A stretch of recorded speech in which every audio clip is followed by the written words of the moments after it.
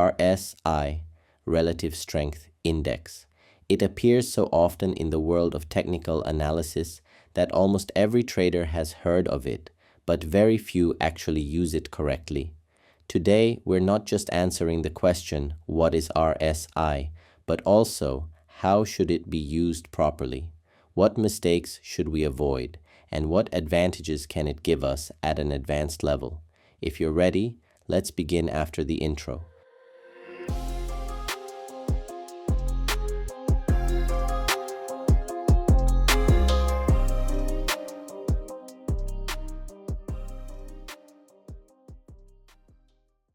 Let's start from the basics.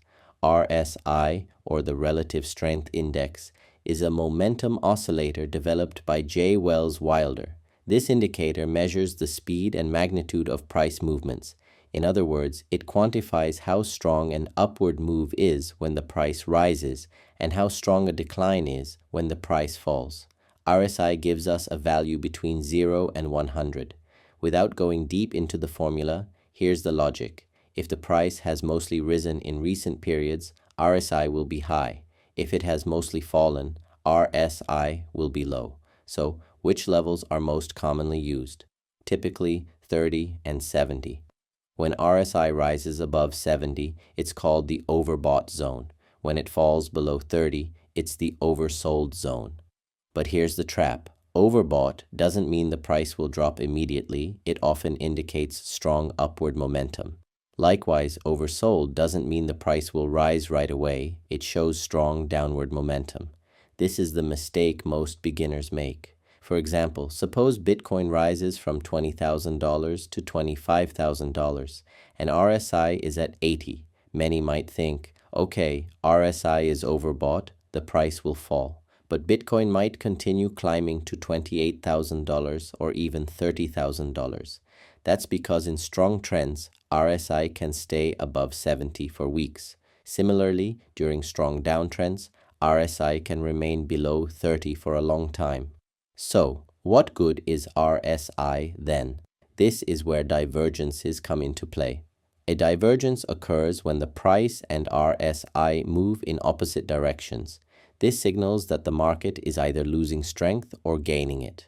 There are several types of divergences: negative, positive, hidden positive, exaggerated divergences, and even double or triple divergences. Negative divergence happens when the price makes a higher high, but RSI makes a lower high. The price is moving up, but RSI isn't confirming it. This shows weakening momentum and increases the likelihood of a downward move. Positive divergence, on the other hand, occurs when the price makes a new low, but RSI forms a higher low, suggesting that selling pressure is fading and a potential upward move could follow. Hidden negative divergence occurs when the price makes a lower high while RSI makes a higher high. This indicates that the downtrend is likely to continue. RSI here signals trend continuation, not reversal. Hidden positive divergence happens when the price makes a higher low while RSI forms a lower low, a sign that the uptrend may continue. In exaggerated divergence, the price forms nearly equal highs or lows, but RSI shows a difference. For instance, if the price forms two almost identical lows, but RSI makes a higher low the second time, that's an exaggerated positive divergence. If the price forms two similar highs, but RSI makes a lower high on the second one, that's an exaggerated negative divergence. This often indicates that the market may soon change direction. Double or triple divergences occur when classic divergences repeat multiple times. For example, if the price keeps making new highs while RSI forms lower highs each time, that's a double or triple negative divergence signaling a much stronger potential for a drop. Likewise, if the price keeps making new lows, but RSI forms higher lows repeatedly, that's a double or triple positive divergence, strongly supporting the possibility of a rise. In summary, classic divergences, negative and positive, generally signal trend reversals. Hidden divergences indicate trend continuation. Exaggerated divergences highlight weakness or strength buildup in the market. Double, triple divergences mean the signal is much stronger. Now let's talk about RSI periods. By default, RSI is set to 14 periods. It looks at the last 14 candle closes. Short-term traders often use RSI 7 or 9 to get faster signals. Long-term investors prefer 21 or 30 for smoother and more reliable signals.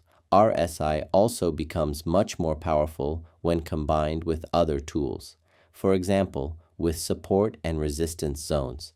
If the price reaches a strong support area and RSI is in oversold territory at the same time, that could be a strong buy signal. You can also combine RSI with moving averages. If the price is above the 50-day moving average and RSI stays above 50, the uptrend is healthy. But if the price is above the average while RSI keeps falling below 50, it signals weakening momentum. Another advanced use is drawing trend lines on RSI itself. Yes, you can draw trend lines on the RSI chart. When these RSI trend lines are broken, price usually follows in the same direction. This is a powerful technique that most traders overlook. Now let's talk about common mistakes when using RSI.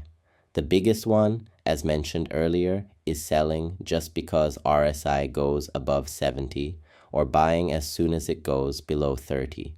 That often leads to losses because in strong trends, RSI can stay in those zones for a long time. Another mistake is using RSI on only one time frame. For example, RSI might be overbought on the daily chart, but the hourly chart could still show a strong uptrend.